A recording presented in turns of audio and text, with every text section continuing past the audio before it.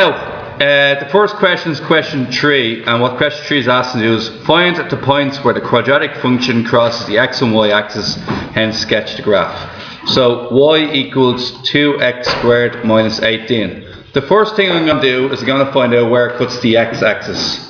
On the x-axis, y equals 0. This means that 2x squared minus 18 equals 0. What we can do is divide both sides by 2, we get x squared minus 9 equals 0. You bring the 9 over to your side if you want, x squared equals 9, x will equal plus or minus 3. So x equals plus or minus 3. Next thing, we're going to find out where it cuts the y-axis. Where it cuts, so the 2 points for the x-axis are 3, 0 and minus 3, 0. The next part I'm going to do is I'm going to find out where does it cut the y-axis. And where it cuts the y-axis is when x equals 0. When x equals 0, this here will be 0 and y will be equal to minus 18. So it's going to be 0 minus 18. We're going to quickly draw the graph. We know the graph is U-shaped. How do we already know that is U-shaped? Because it's a positive x value. Okay, so here's the two axes. And what we're going to only have is 2 points. So I'm going to make each minus 18 now. So unfortunately for me, I didn't quite make that tall enough because I need to get all the way down to minus 18. So I need to shift that upwards. Now I can get down to 18. I'm going to mark down every 3 to save time. 3, 6, minus 3, minus 6, minus 9, minus 12. Marks go for marking your axis, so it's very important, compulsory that you mark your axis. Minus 18. On the x-axis, I'm going to have 1, 2, 3, 4 and 5. On the y-axis, minus 1, minus 2, minus 3 and minus 4. Now, I'm going to put in 3 points starting off. The 3 points I'm going to put in are the minus 3, 0, the 3, 0, and the 0 minus 18. Now, I already know that, in seconds, I already know that 0 minus 18 is the lowest point on the graph. Can anyone in the class tell me how I know that? It's exactly halfway between the 2 points where it cuts the x-axis. Now, if you want a more accurate diagram, what you could say is you go to your table function and you can do 2 times x squared minus 18. Now you know that all the hard parts of sketching are in between minus 3 and 3. So I could go, let's say, minus 5 to plus 5.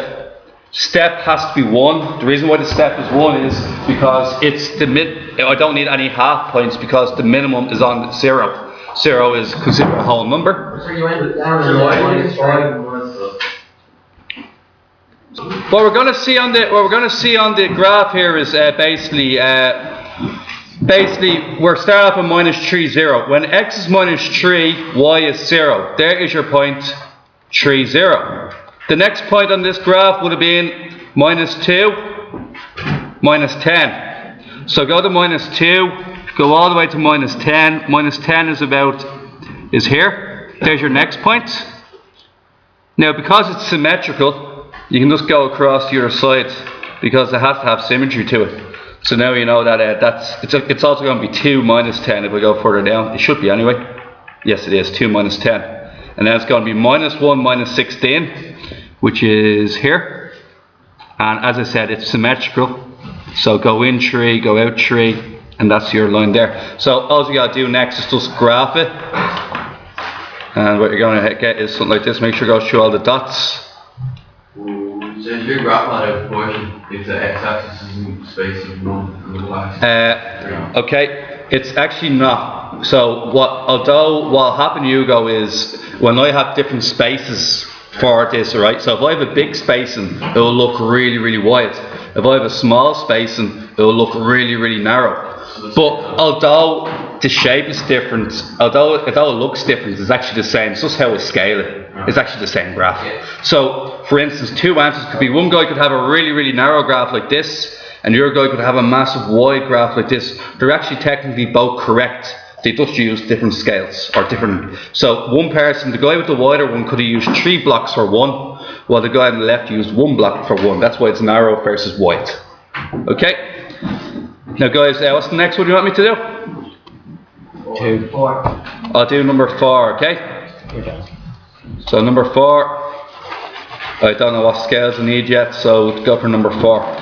Number 4 is an N-shaped graph, okay, and y equals minus x squared plus 7x plus 10. First step, find out where cuts the x-axis. Minus 10, thank you. Plus 7x minus 10. Step 1, find out where it cuts the x-axis. Where it cuts the x-axis, y equals 0. And then therefore x minus x squared plus 7x minus 10 equals 0. We never ever solve minus x squareds, we always solve plus x squareds. Multiply both sides by minus 1. Factorize. And what we should get is x minus 5, x minus 2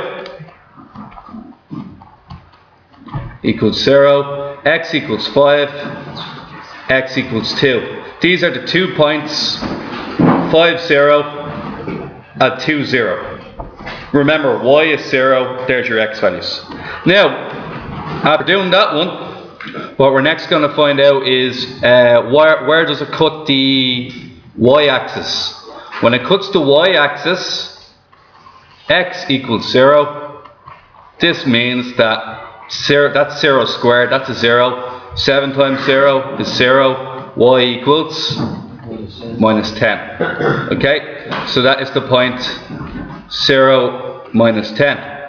Now, once again, I'm going to have a graph. I'm going to shift this slightly to the right because it's basically going to be the all the points we need are probably to the right of the y-axis. So 3, 4, and 5.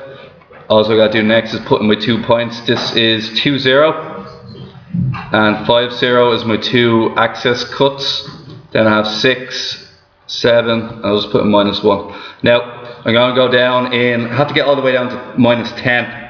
So, I'll have to see if this fits, okay? So I just have to do a quick count of my bricks. So that's 3, 6, 9, 12, 15, 18, 21, 24. I don't currently have enough to go down in gaps of 3 to make 10. I need 30 blocks. So because of this, I'm now actively making the decision to go down in blocks of 2. Blocks of 2. One thing you got to remember is they don't have to be the x and y axis don't actually have to be the same scale as each other. They actually don't. Okay.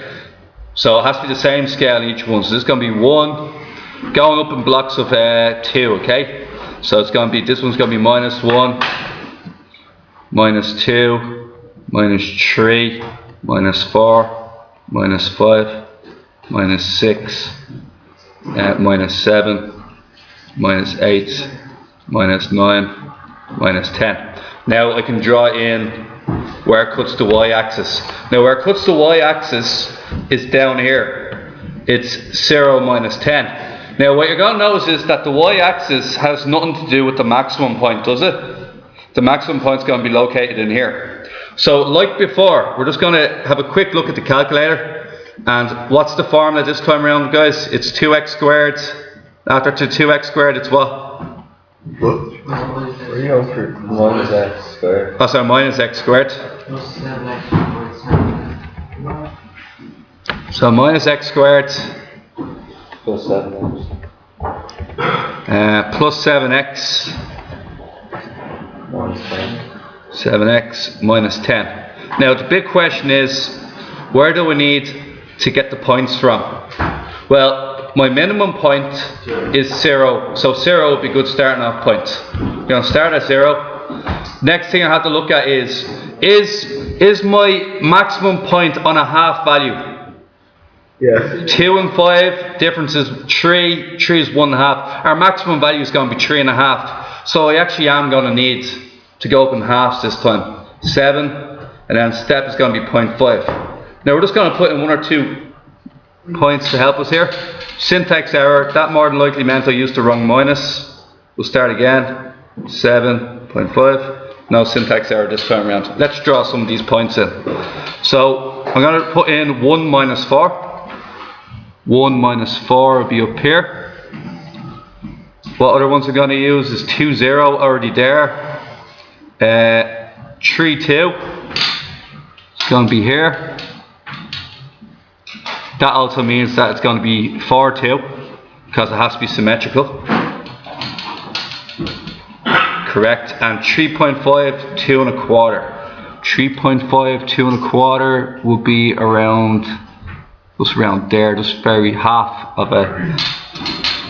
That's worth half, so it's going to be half a square. Now, well, remember, guys, this is symmetrical. Okay, so the last one I'm going to put in is 6 and 7. 5 is 5, 0. 6 is minus 4.